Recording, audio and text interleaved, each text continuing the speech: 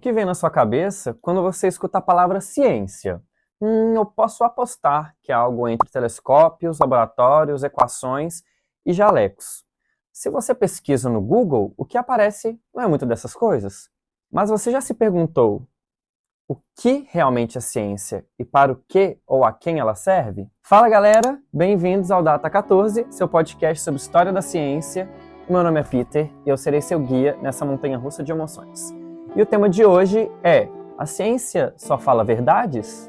A sociedade ocidental presencia nos últimos séculos grandes mudanças provocadas por essa instituição chamada ciência, que vem se desenvolvendo e padronizando cada vez mais métodos e técnicas para multiplicação das tecnologias e aperfeiçoamento das suas eficiências, causando grandes rupturas com estilos de vida do ser humano em uma velocidade jamais vista. Cada vez produzimos mais e mais, mas o que temos produzido e para quê?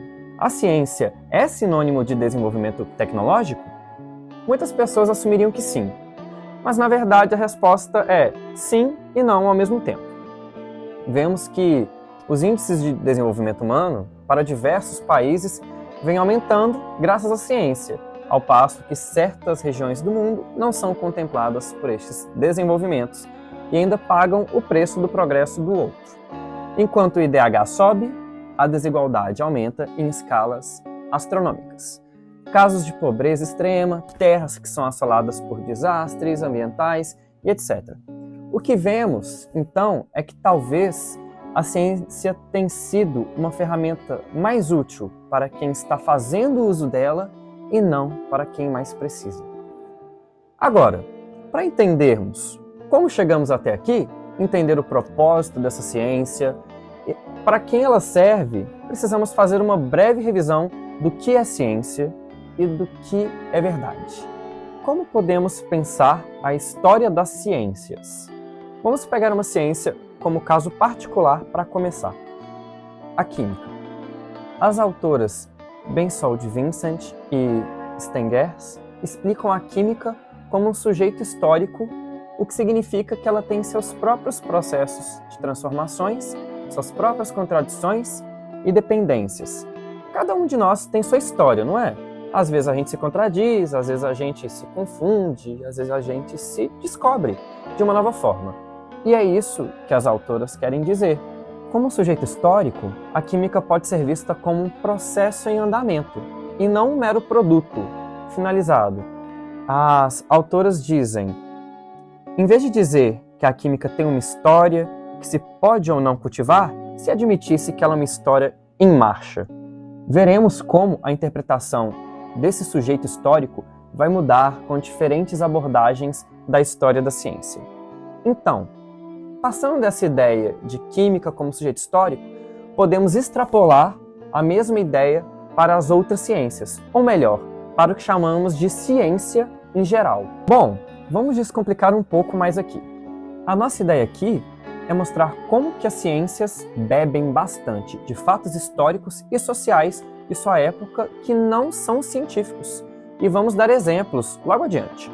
Então eu quero que vocês pensem comparando duas abordagens historiográficas. Uma que é chamada de internalista e a outra de externalista. Essas duas escolas de pensamento foram pioneiras no século XIX a estudar a história da ciência. A externalista é justamente a que vamos falar como aquela que estuda os fatores históricos e sociais que são, entre aspas, de fora da ciência. Mas, se existe essa separação de ciência interna e externa, vamos responder isso no decorrer da conversa, quando explorarmos abordagens que vêm depois dessas duas. Os historiadores internalistas defendiam que a história da ciência deve ser feita apenas nos contextos internos da ciência. Isso nos resume o objetivo dos internalistas: ler a identidade da ciência como um fim nela mesma, algo em que só se entende de verdade de forma objetiva, ou seja, preto no branco. Georges Sarton descreve: o historiador da ciência não pode devotar muita atenção ao estudo de superstição e magia, que não o ajuda muito a entender o progresso humano. E assim, resume as ideias internalistas com preceitos do que conhecemos como positivismo. E aqui podemos notar dois traços muito característicos de seus defensores: a crença de que existe progresso humano guiado por um ideal de desenvolvimento tecnológico e a crença na separação do subjetivo e do objetivo das ciências. Por outro lado, o historiador da ciência Carlos Filgueiras nos mostra que os defensores da escola externalista adotam o ponto de vista oposto, isso é, estes últimos fatores são muito mais importantes para a construção da ciência que aqueles inerentes a ela própria.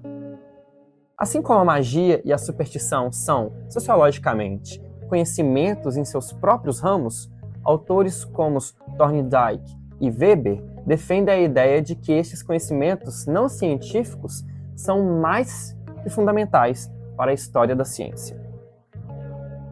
Que, na verdade, eles constroem muito da ciência que conhecemos, até quando contradiz esse suposto desenvolvimento. Agora, para não ficarmos só nas definições, vamos pegar alguns exemplos históricos aqui para darmos sentido para essas perspectivas. Quando pensarmos em Parmênides, o filósofo jônico pré-socrático de meados do século VI a.C., os internalistas vão considerar que ele foi o primeiro a considerar o caminho lógico da verdade, porque ele falava do caminho do ser, falando que o não ser era a mentira. Então eles vão concordar com Parmênides em sua lógica de que tudo que é verdade permanece. E se algo mudou, a gente estava errado o tempo todo.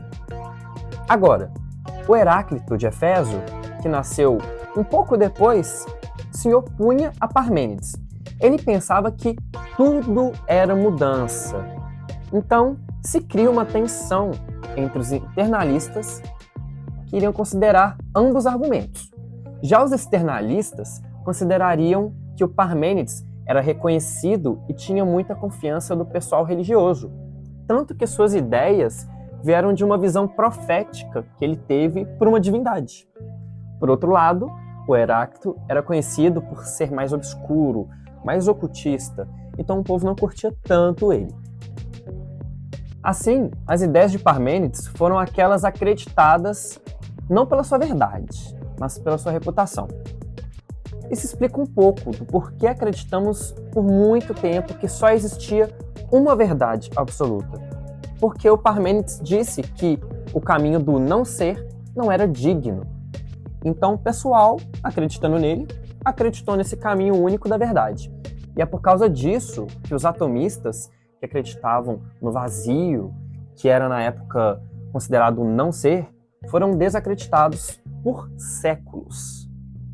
Quando essas ideias chegam em Platão e Aristóteles, a gente vê o sentido deles defenderem um mundo das ideias em que a verdade está e é uma única ciência universal, uma verdade universal. Então, se a gente pega a mesma história e olha para fatores internos ou externos, já chegamos a diferentes conclusões sobre os fundamentos da ciência e da verdade.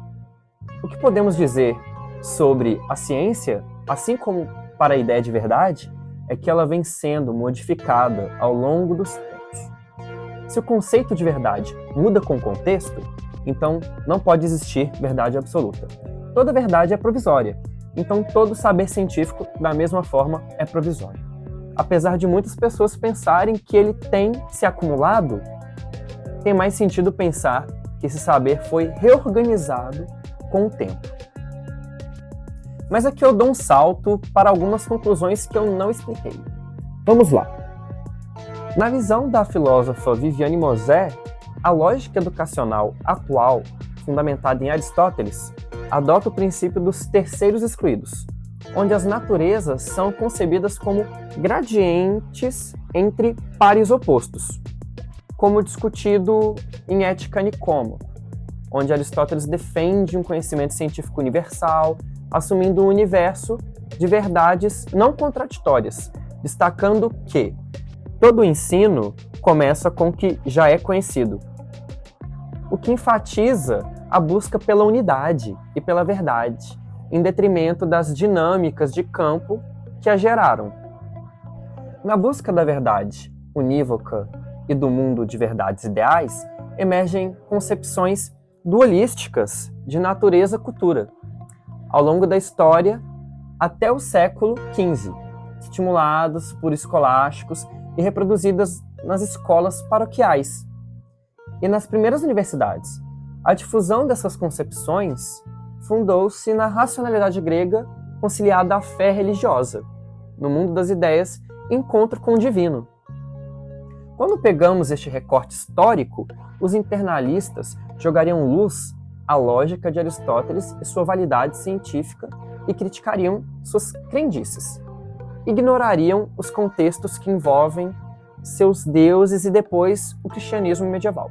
Agora, os externalistas dariam atenção justamente a essa aliança entre ciência e religião na obra dele e inclusive aos padres com cadeiras nas escolas e universidades medievais. Continuando com o recorte histórico, o Descartes se torna fundamental para uma rearticulação da educação, razão e metodologia científica juntos à religião. A Viviane Mosé descreve que Descartes procura uma verdade fixa e assim duvida dos sentidos e das experiências como fontes verdadeiras. A lógica cartesiana se baseia na abordagem linear dos fenômenos naturais, utilizando as 4 regras de ouro. Estas regras envolvem a análise dos fenômenos como um todo, sua fragmentação em partes mínimas, a investigação da relação entre as partes e a construção de uma explicação mais simples possível para o todo.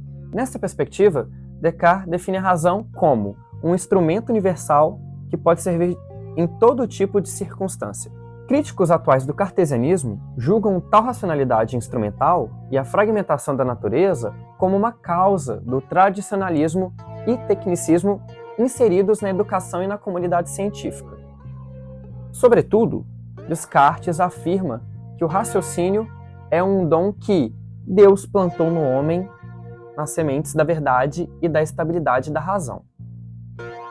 Portanto, o ensino até meados dos séculos XV a XVII é marcado por constantes intervenções dos interesses religiosos nos princípios da ciência e educação, sem distinções entre nobreza e camponeses quanto ao aspecto religioso.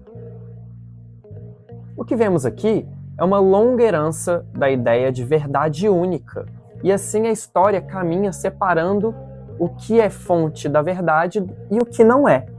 O pensar é valorizado como verdade e o sentir como mentira. O racional é valorizado, o emocional é demonizado. A natureza é vista como domesticável e a cultura é vista como caminho da verdade. Assim, muitos problemas contemporâneos surgem com essas separações. Podemos falar disso na química quando aprendemos as ideias das nossas áreas específicas em uma disciplina teórica e outra prática, quase como se fossem 2 mundos diferentes. Começamos a criticar essas ideias apenas nos últimos 3 séculos, que é recente de um ponto de vista histórico. Após o período de revoluções científicas nos séculos 17 ao 18, a razão, educação e modelo científico foram amplamente criticados por Kant. O Kant dizia que a crítica da razão finalmente conduz necessariamente às ciências, ao contrário, o uso dogmático sem crítica conduz a asserções sem fundamento. O uso dogmático para Kant é o uso da razão sem crítica, ou seja, a aceitação de juízos absolutos como verdades. Kant defende que somos incapazes de cogitar verdades a priori, pois todas as apreensões passam pelas sensações, assim como as observações moldam os objetos. Ao se basear em uma lógica, só conhecemos mais sobre essa lógica, não sobre o objeto em si mesmo. Mosé argumenta que a lógica empírica de Kant rompe com a unidade da razão e da verdade construída até então. Ao fim do século XIX, as correntes de pensamento e disputas entre racionalismo e empirismo consolidam-se no contexto da Revolução Industrial. Assim, novas representações do mundo são propiciadas, sobretudo na eclosão do positivismo. Então é aqui que chegamos, onde alguns historiadores começam a historiografar a ciência, alguns em uma perspectiva internalista, pegando apenas fatos para criar este retrato da ciência pura, que chamam de objetividade, e outros que vão ir atrás de fatos que mostrem outros lados, os lados não científicos da ciência. Os próprios métodos de historiografia da ciência replicam essa mania da separação da coisa e do seu meio. O que podemos tirar dessas vertentes, resumindo, é que as duas separam o sujeito histórico do contexto. Uma considerando apenas o sujeito histórico e a outra seu contexto, o que gera muita divergência. Durante algum tempo, a história da ciência só foi estudada através dessas duas escolas, em seu começo. Agora que conhecemos outras formas também, podemos identificar suas contradições. Então, no caso particular da química, as duas vão adotar diferentes identidades para situar a química na história. A internalista situa o desenvolvimento formal de suas técnicas e produções teóricas. Já a externalista situa a origem das ideias alquímicas, astrológicas, ritualísticas e herméticas dessa ciência.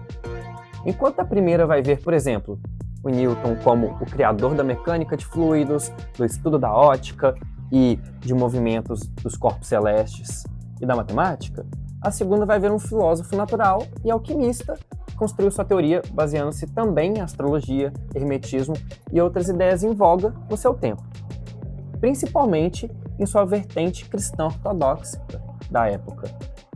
Enquanto a primeira consideraria o George Stahl como um criador da teoria da afinidade química, a segunda daria ênfase a seus ideais místicos e aos ritos e práticas da metalurgia alemã no desenvolvimento de suas ideias. Continuando, então hoje sabemos que destacar os vários contextos é importante para entender o que Santos Maia e Juste apontam como aspectos da natureza da ciência, nos casos específicos de influência sociopolítica e histórica.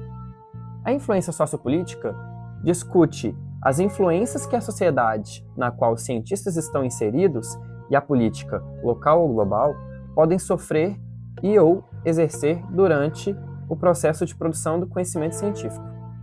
Já a histórica, que o contexto histórico pode sofrer e ou exercer em relação aos processos de produção e uso de determinado conhecimento científico ao longo do tempo. Assim, podemos ler os contextos com um viés externalista, como os da França, antes e durante a Revolução Francesa, demonstrando recorte de classe a que Lavoisier pertencia, por ser um fermier général, título da nobreza, com muita riqueza da cobrança de impostos. E as disputas travadas entre ele e os cientistas ingleses e germânicos, que foram meio que esquecidos das descobertas e invenções, no caso, Joseph Priestley e o George Stahl. Podemos pensar na dimensão sociopolítica com a questão da invisibilização das mulheres na ciência através do caso de Marianne Pause, mais conhecida como a esposa de Lavoisier, que fez contribuições em seus trabalhos, traduções e na publicação das obras após o guilhotinamento do Lavoisier em 1794. Seguem esquecidas as contribuições de Marianne Pause, Lavoisier, no Tratado Elementar da Química, em que se observam esquemas de equipamentos, vidrarias e processos desenhados por Pause com sua assinatura. Além deste fato, podemos discutir que Pause era multilingüe, trabalhava como tradutora de diversas obras e divulgadora das obras de Lavoisier, contribuindo com a disseminação da ciência no século XVIII. Um outro caso de invisibilização é a Marquesa de Châtelet, que produziu um trabalho em que explorou propriedades do fogo, sendo aquela que começa a discussão de raios de calor e raios de luz como diferentes naturezas do fogo, falando também que nosso planeta seria aquecido tanto pelo Sol externamente quanto internamente por uma fonte. É discutível se essa última ideia poderia ser a radiação da crosta terrestre, que são raios de calor, ou se ela se referia ao que hoje chamamos de energia geotérmica. Mas a realidade é que esta cientista do fogo não foi reconhecida, assim como diversas outras. Mas agora, vamos voltar para uma discussão em aberta lá no começo. Existe fronteira que separa a ciência do seu exterior? Agora, entendendo um pouco mais sobre essas ideias, podemos dizer que não se definem tais limites de uma na outra. Existem uma série de contradições, tudo se mistura. Quando a gente pensa no Sarton, que era o positivista que separava a ciência de seu contexto, seria como tentar tirar do ovo sua gema e ignorar a casca, porque uma se forma em função da outra. Do mesmo jeito, focar só nos contextos, como Thorndike propõe, é insuficiente para explicar processos científicos. Temos que entender também os interesses e intenções da ciência em si. Filgueiras fala que a prática científica deve ser descrita em dois contextos diferentes, com seus próprios elementos e peculiaridades. O contexto da descoberta, onde são considerados fatores subjetivos, no caso, e que desencadeou os meios para a descoberta científica chegar onde chegou, e o contexto da justificativa, ou seja, quais são os fatores que acompanharam o processo que reconheceu a descoberta como científica, que a justificou. Ambos contextos determinam o entendimento de como uma hipótese se estabelece e é reconhecida na comunidade científica. Mas, historicamente, são ignorados contextos da descoberta, que desconsideram a diversidade cultural e científica, por causa de uma centralização da ciência e pela normatização da ciência. O que Carlos Filgueiras chama de paradigma de uma ciência central e periférica ou marginal nos ajuda a contextualizar que tipo de ciência é feita e aceita, porque ela muitas vezes fica presa em um centro de importância. Na Grécia, na Antiguidade, nas penínsulas da Europa, no período medieval, na França pós-iluminismo e assim por diante. Hoje, por exemplo, temos os países que falam inglês como centros da ciência, e quando publicamos em português, ficamos alheios. Fazemos uma ciência periférica. Podemos refletir que também o centro é masculino, porque a ciência feita por mulheres também é historicamente marginalizada. Aí acaba que chegamos no que Thomas Kuhn discute como as mudanças de paradigmas, que quando as regras dessa ciência normal da comunidade científica caem por terra, por causa de descobertas, geram investigações extraordinárias e assim nasce uma ciência extraordinária. Às vezes isso faz com que os polos da ciência mudem um pouco, mas a verdade é que a ciência é uma das instituições mais conservadoras da nossa época. As pessoas torcem muito o nariz para mudar suas crenças teóricas. E é tanto por isso que o Max Planck escreve em 1949, e o Thomas Kuhn discute isso, que uma nova verdade científica não triunfa convencendo seus oponentes, mas porque seus oponentes finalmente morrem e uma nova geração cresce familiarizada com ela.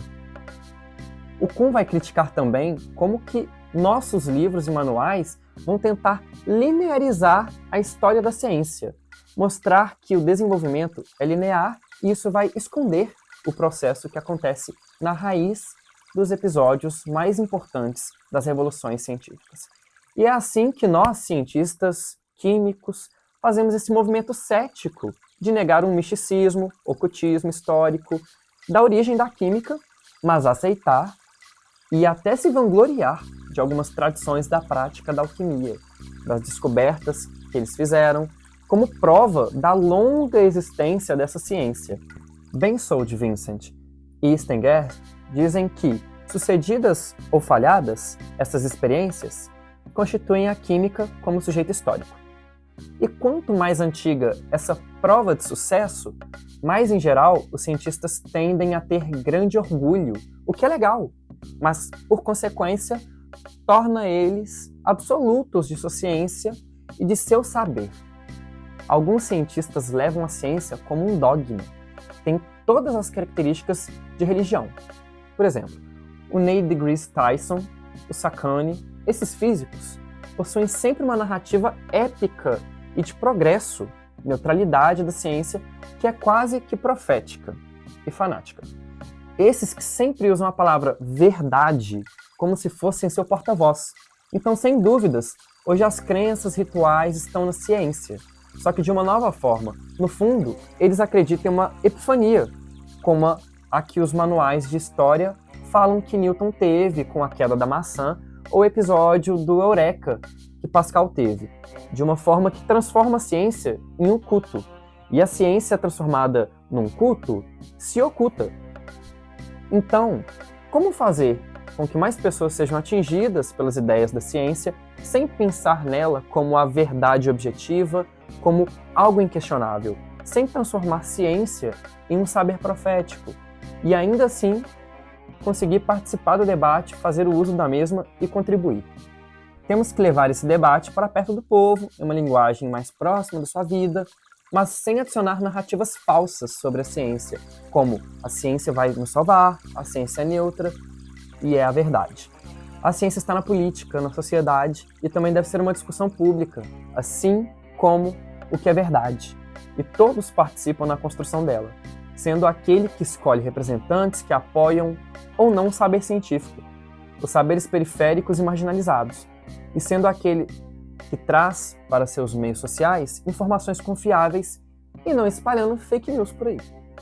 Apenas dessa forma podemos criar uma inteligência pública, o que é uma ideia defendida pela química e filósofa da ciência, Isabelle Stengers.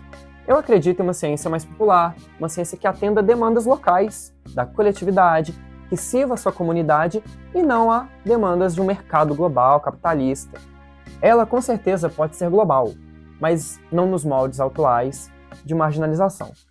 Tem que ser no sentido dela se conectar mais com a materialidade que vivemos e deixar de ser uma ferramenta desconectada que apenas tem valor dentro da academia ou na indústria e que é facilmente manipulável pelos capitalistas. Se você ouviu até agora e gostou desse episódio, nos avalie com 5 estrelas. Isso ajuda muito o Spotify a entregar mais nosso conteúdo para outras pessoas.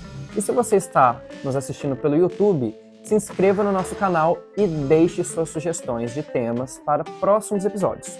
Até o próximo Data 14, seu podcast sobre história da ciência. Então é isso, galera. Falou!